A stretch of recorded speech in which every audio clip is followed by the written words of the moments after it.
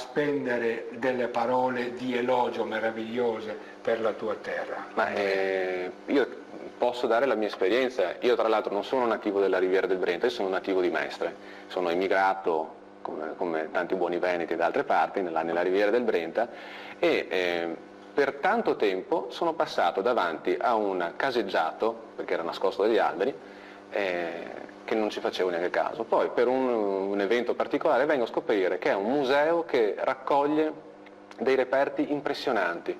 Vengo a scoprire dopo tante altre ville e c'è veramente un tesoro immenso, sconosciuto, perché oltretutto tutto il territorio della Riviera del Brenta ha una storia che è di confine, dei conflitti tra Venezia e Padova, che anche là meriterebbe, perché ogni angolo in realtà nasconde e trasuda storia. Il canale che è dietro casa mia, che sembra un canale di scolo, si chiama il Serraglio, era uno sbarramento che risale ancora al 1100, è dal 1100 che è là, con varie modificazioni, ma si ritrova. Bellissimo, bellissimo. Grazie, grazie a questo giovane scrittore, non solo scrittore perché gli interessi sono molteplici, però oggi noi lo abbiamo qui, Andrea Bergamo è il Canaia, lo abbiamo qui ospite e lo ringraziamo perché viene da molto lontano, viene da Dolo, in provincia di Venezia, viene con una pubblicazione.